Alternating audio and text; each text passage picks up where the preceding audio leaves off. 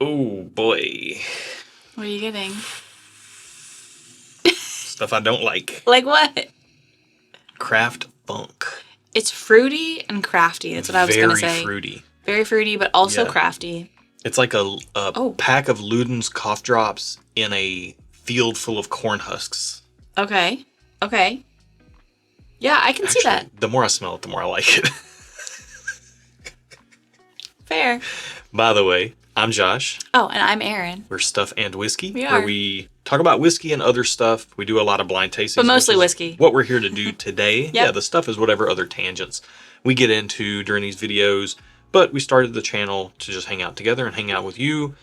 And we wanted the channel to feel like more of a hangout. Yeah. So that's what we do here. But we also want to make it informative by smelling and tasting both of these glasses, giving you blind ratings on them, then finding the price out and seeing if that changes how we feel. That's kind of the value rating. Do we feel like what we tasted is worth the price tag attached to it?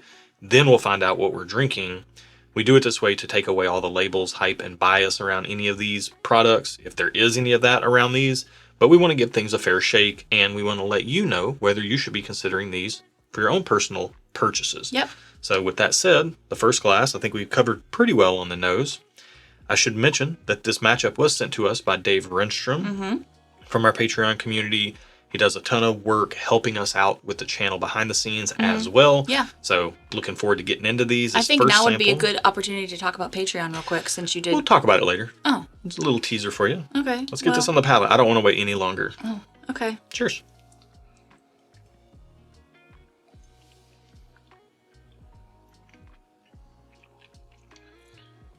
Man, that is as advertised. Yeah. And I don't know if that's a good or a bad thing. Yeah. It's really sweet, actually. And I think for you, it's probably its saving grace. Not sure. Really? It's a little, it feels artificial. Yeah. Like if a soda machine or like the syrup outlet, like the ratios broke and it was too heavy on the cherry syrup. That's what this tastes like. Yeah. A drink that's too heavy on the cherry syrup. I see that. But it's not bad. It's kind of something where you're like, I don't think I like it, but I also want another sip of it. Mm-hmm. It's weird.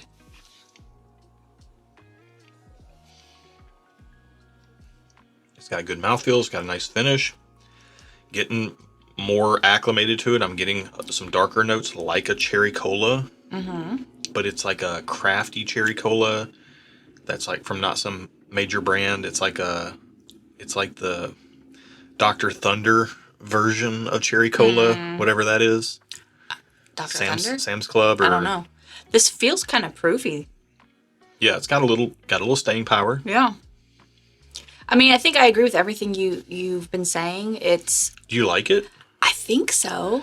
That's the thing. It's like, I don't know initially I was like, I don't think I like this, but then I kind of keep wanting to sip it. So does that mean I like it?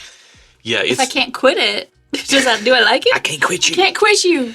I never saw that movie, but Me neither. I will say, but I know that quote. Yeah, I will say that it is very interesting, different. If you're looking for different things that don't taste like the norm, Glass One has got you covered. It's interesting without being disgusting, because I think sometimes interesting can lean into the like ugh category. Yeah, And I think this is safe interesting. If you're being different to be different, but that means you don't taste good, then we don't want anything to do with that whiskey. And this ain't that. But if it's different, but it has quality to it, like this does, then it's like, okay. Yeah. It's just a personal preference thing. My personal preference is that I wouldn't reach for that often, but it would be a bottle that I would grab to share with a lot of people to see their reactions to it, because I do think it is good and has merit. Yeah. I just don't know how much I would reach for it. So really, the price tag is going to be the biggest differentiating factor on that as to what my rating will be. Samesies. We shall see how that goes, though. Let's get into glass 2, and I should mention, these, again, samples were from Dave Renstrom. This is sample NH35, which happens to be the movement code for a Seiko movement that a lot of micro brands use. Got my Seiko SK. People always ask about watches. They do ask about what watch you're wearing. It's my Seiko SSK035 green dial GMT. So got that on. It's not a NH35 movement, but it is a NH family movement. I think it's NH36 or whatever Seiko calls it in-house.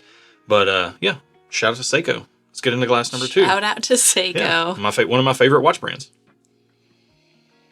Whoa, boy, oh boy! I was NH35. You got to bring it if you're going to have that Seiko movement designation on it. It is moving me to not like it. Oh, in what capacity are you not enjoying this? I think we're dealing with 2 craft bourbons. I agree. I agree with you. And there's a certain... It reminds me of a jail cell floor. Okay. Have you been to many jail cells? Just curious. You know, since we are married, that would be information I should know. Leave that there for now. We'll follow up on it after a sip. Cheers. Okay.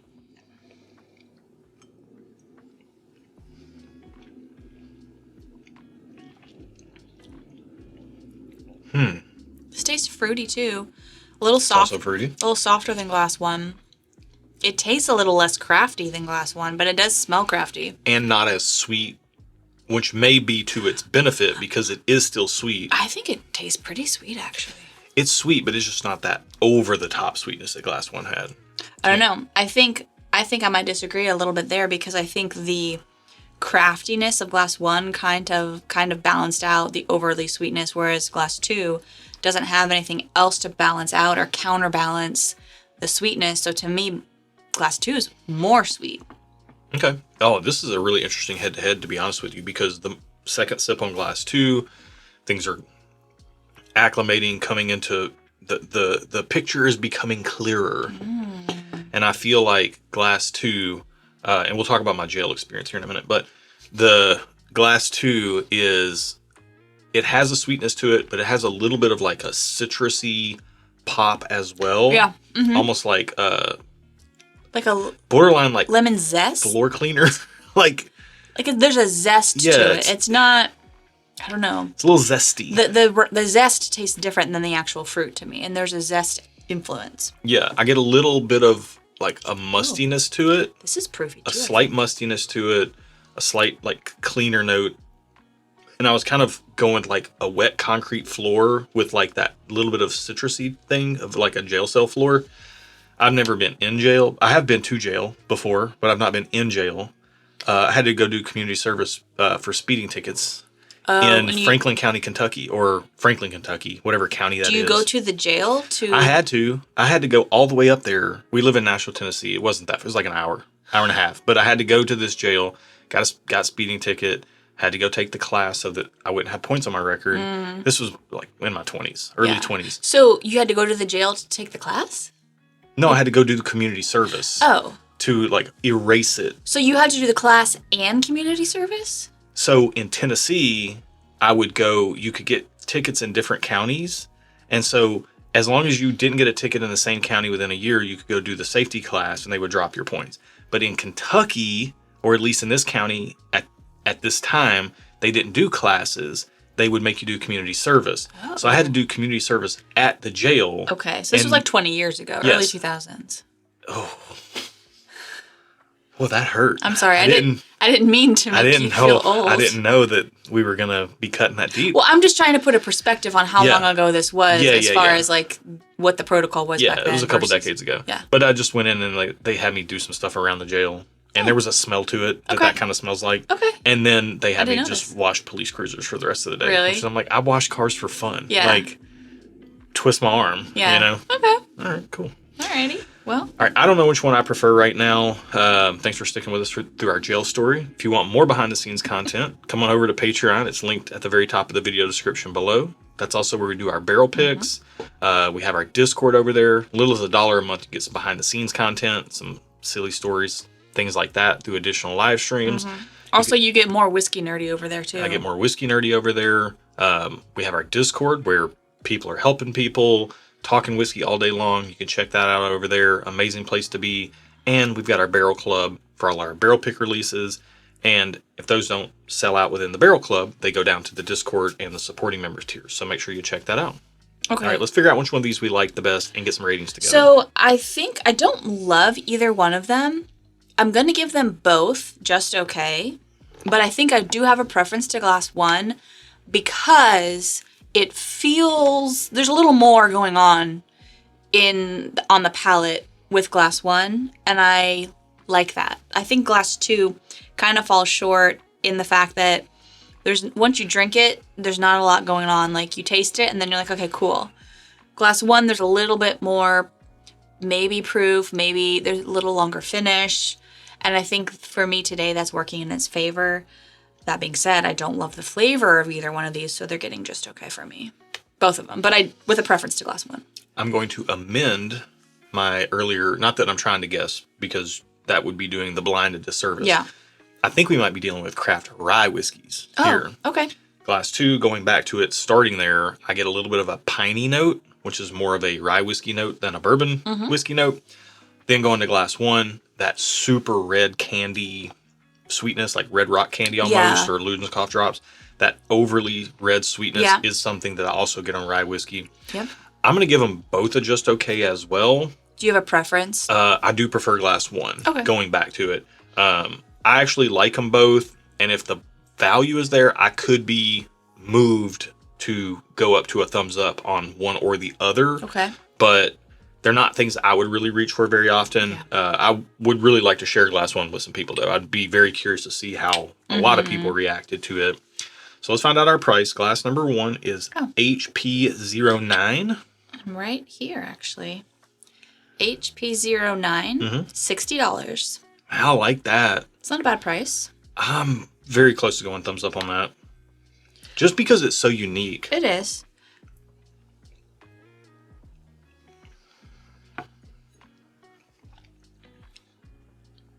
Man, the more you drink it, the more the corniness and or whatever that funky note is in there, and the sweet red, overly sweet redness of it, that falls back, and there's more of like a cola backbone that comes forward, or like more of like a sarsaparilla or sassafras-y like root. I don't know what you've said this recently it's too, like a couple of times. It's like a root. It's like almost an unsweet root beer. Okay. You know, it's not like as sweet. Okay. Is sarsaparilla and sassafras, those are different things, Yes, though. they are different things. So what do you... I've conflated. Oh, okay. I meant sarsaparilla. Or sarsaparilla is like a soda, like a drink. Okay. Sassafras, I don't even know what sassafras is. We gotta Google that offline. Yeah, I don't want to dox anybody. Hey Siri, set a reminder to Google sassafras in 27 minutes. Okay. Well, hopefully this video doesn't take that long. Okay, I've added Google sassafras for this afternoon at 2:15. That's a nice accent. Thanks, girl. All right. Glass number 2, South price. African accent. My Siri is South African. Glass number 2, price. Glass number 2 is NH35. Yeah. $80. Yeah, I mean, I'm going to stay just okay on that. Yeah. Did you go up to thumbs up on glass 1, or did you stay just okay?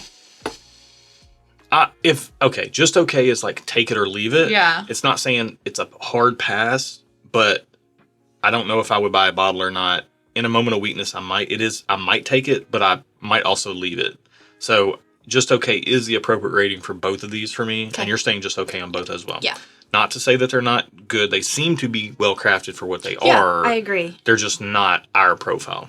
All right, let's find out what we're drinking. Let's find out what we liked best. HP09, the more inexpensive of the two bottles. Cedar Ridge 9 3/4 rye batch. Is a rye. Oh, rye. Batch 1, sorry. I just said batch. Cool. So Cedar Ridge rye. 9 awesome. 3/4, is that a Harry Potter reference? Maybe. I'm not mad at it. It's 115 Should we share our... First off, we will do this at the end of the video, but if you're watching this in real time, go down to the comments below and leave what Harry Potter house you think Aaron and I are. Oh, yes. I would love to hear in the your comments guesses. below. Say, I think Aaron's a blank, blah, blah, blah. And I think Josh is a blank. And keep it to Harry Potter house references, because I know you could call me a bunch of names in the comments below. We don't need to get into all that. Harry Potter house references only, please, and thank you.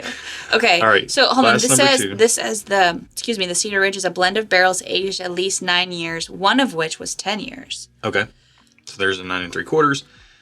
What's the second glass? NH35.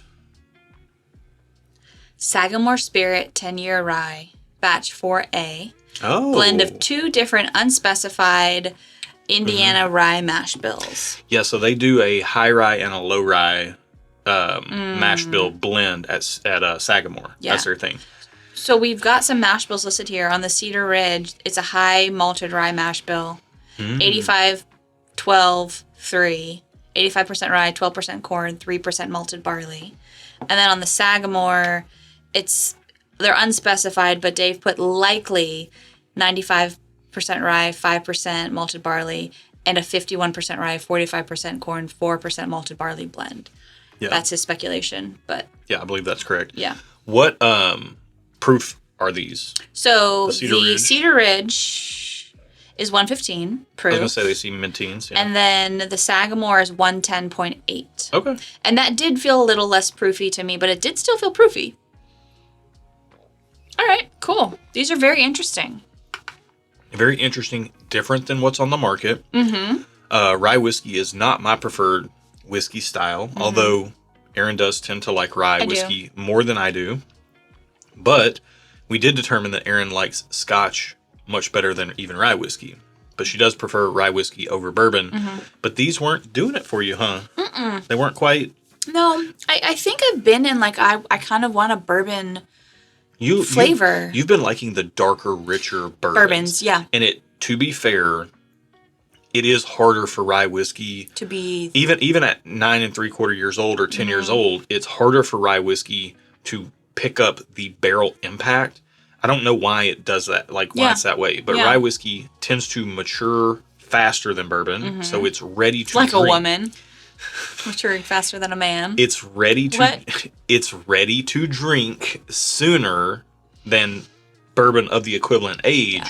But even if you let rye whiskey go for a really long time, like 10, 15, even more years, it doesn't seem to soak up the flavor of the barrel as much as older bourbon. And because of the industry, and right now I think it's one of the best times ever to be a bourbon enthusiast, because there's less demand, and so there's higher age products being released on the market regularly. There's so much old bourbon out there that we've been able to drink and you've been able to drink, and I'm finding that I like you that. tend to like old bourbon even more. You like old bourbon like you like old men, like cute old men that you're just like, they're so cute. They are so cute. Yeah, but the old bourbon soaks up that barrel and that tempers the sweetness. Yeah. And you're used to... And it brings a darkness. foundation. Like, I like a dark whiskey. Yeah. Like, taste-wise. Also color-wise, but... Yeah, and it's just hard for rye whiskey to get those deep of notes. Yep. So, very interesting. Shout out to Cedar Ridge and Sagamore Spirit. They both have done things we really enjoy. We really like Cedar Ridge's quintessential American single malt. Sagamore Spirit has some fantastic barrel picks, and some of their cast strength limited releases have been amazing as well. Finished stuff like the sherry and the port finish have been awesome. We like both of these distilleries. These particular products did not hit us as well as some of those other products from these distilleries have. However, And that happens. it doesn't mean that they're not good. We said that before we even knew what we were drinking. Yeah. It's just these specific bottles are a profile thing for us. So take that for what it's worth. Absolutely. Apply it to your own palate preferences, and then glean what you will from this video. Yeah. Hopefully it was helpful and a little bit entertaining as well, with all the jail talk and whatnot. Yeah. Well, if you did like this video, please give it a thumbs up. Hold on. Also, thank you for watching our video today. Be good to each other, and until next time, cheers. Cheers, and two more things. What I Harry Potter house do you was gonna do that claim? in the after. Okay. So if people watch after. Well, we're after now. What Harry Potter house do you you didn't let me claim? be after. Hold on. Thank you for watching today's video. You already said all this. Be good to each other, and until next time, cheers. And if Now it's after. Okay. Now we're in. check out our Patreon. Now as we're. well. In, you already said that. Okay, did I? Yeah. We're talking about going up to Cedar Ridge and doing a pick. Are we? Okay. So I blended them to see what's up. So I have to ask about your Harry Potter house, because I feel like you've taken the test and gotten 2 different houses. Nope, never have. Well, I know what you're going to say, and I don't know if I feel like I believe you're a Ravenclaw. I'm a Ravenclaw. I don't know if you are. I am. I think you want to be a Ravenclaw. No. And I think you just... What do you think I am then? I don't know. If I'm not a Ravenclaw, what am I? You're not a Slytherin. What's the other one? Hufflepuff and What's the other Gryffindor. Gryffindor. Oh, okay. You are Ravenclaw. Sorry, I was thinking Wow. Gryffindor. I was thinking you wanted to be Gryffindor. You're a Wow. Ravenclaw. No, I don't want to be anything other than who God made me to be, and I'm happy with that. He made you to be a And Ravenclaw, Harry Potter. I think He made me to be a Ravenclaw. That's true. Okay. I'm sorry that I refuted your intellectual abilities in deciding your own Harry Potter house because it really matters. What do you claim? A Hufflepuff. That's what the test told me I was. Mm-hmm. I don't really know enough about Hufflepuff, but that's what it said I was. Oh, the blend is pretty good. Would you concur? Try that. I think the blend fixes things about both of them. I would buy that. Yeah, I think you're Hufflepuff. You have like a peaceful, like you're the best version of a Hufflepuff. Oh, well, thank you. That's really nice of you to say. Yeah. I appreciate that. This is good, actually. Yeah. I don't want to buy each individually to have to mix it, but No, but if I had both, I would definitely try it. that's pretty good.